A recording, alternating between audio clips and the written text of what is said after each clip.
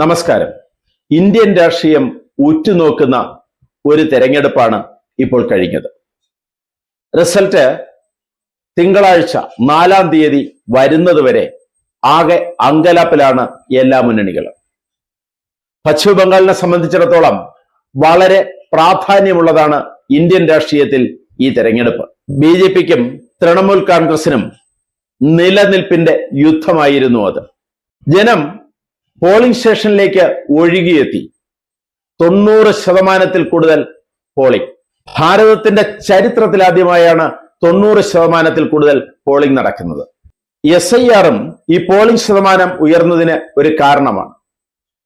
മരിച്ചവരും നാട്ടിലില്ലാത്തവരും വീട് മാറിയവരുമായ അല്ലെങ്കിൽ വിദേശത്ത് പോയവരുമായ ധാരാളം ആളുകളെ വോട്ടർ പട്ടികയിൽ നിന്ന് ഒഴിവാക്കി. മാത്രമല്ല, പശ്ചിമ ബംഗാളിനെ സംബന്ധിച്ചിടത്തോളം ബംഗ്ലാദേശികൾ കുടിയേറി പാർക്കുന്ന സ്ഥലം കൂടിയാണ് പശ്ചിമ ബംഗാളിലെ പ്രധാനമായും 7 ജില്ലകൾ. അവിടെ നിന്ന് ധാരാളം ബംഗ്ലാദേശികളെ SIR വഴി വോട്ടർ പട്ടികയിൽ നിന്ന് ഒഴിവാക്കി.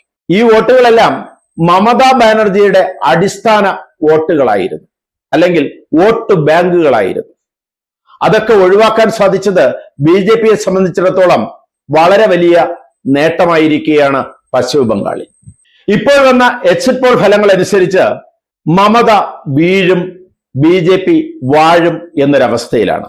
ബി.ജെ.പി മമതയെ പിന്തള്ളി ഭരണം നേടുകയാണ് പശ്ചിമ ബംഗാളിൽ. രാഷ്ട്രീയത്തിൽ ബി.ജെ.പിക്ക് പശ്ചിമ ബംഗാൾ നേടുക എന്ന് പറഞ്ഞത് വളരെ വലിയ കാര്യമാണ്.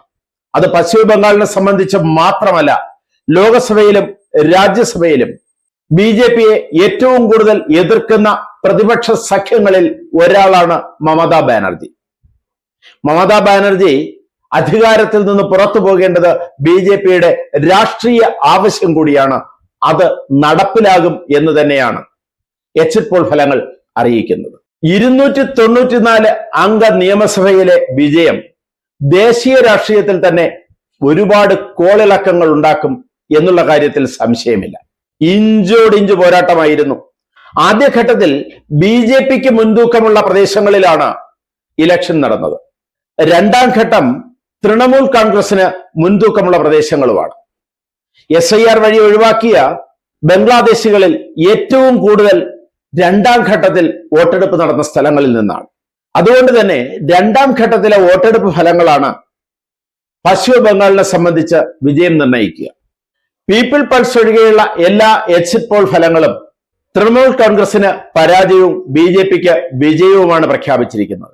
പീപ്പിൾ പൾസ് മാത്രമാണ് 181 സീറ്റ് വരെ തൃണമൂൽ കോൺഗ്രസ് നേടും എന്ന് പറയുന്നത്. പീപ്പിൾ പൾസ് ബി.ജെ.പിക്ക് 90 മുതൽ 100 വരെ സീറ്റ് മാത്രമേ പ്രഖ്യാപിക്കുന്നുള്ളൂ.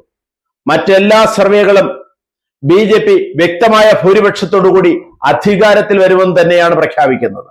അവിടെയെല്ലാം തൃണമൂൽ കോൺഗ്രസിന് അമ്പേ പരാജയം, വൻ പരാജയമാണ് പ്രഖ്യാപിക്കുന്നത്.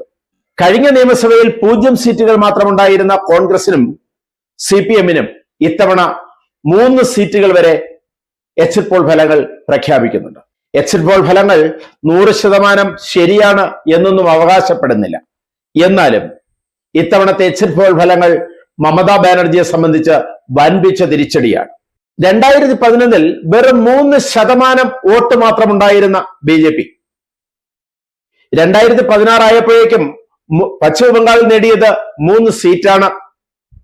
അത് 2021 77 സീറ്റായി വർദ്ധിപ്പിച്ചു. അതിൽ നിന്നാണ് ഇപ്പോൾ വിജയം നേടേണ്ട 150 സീറ്റുകളിലേക്കുള്ള പ്രയാണം ബി.ജെ.പി ആരംഭിച്ചിരിക്കുന്നത്. യഥാർത്ഥത്തിൽ പശ്ചിമ ബംഗാളിൽ വളർച്ച ബി.ജെ.പിക്കാണ്. തൃണമൂൽ കോൺഗ്രസ് തളരുന്നു. ബി.ജെ.പിയുടെ രാഷ്ട്രീയ ലക്ഷ്യമായ വൺ പാർട്ടി വൺ നാഷൻ എന്ന സംവിധാനത്തിലേക്ക്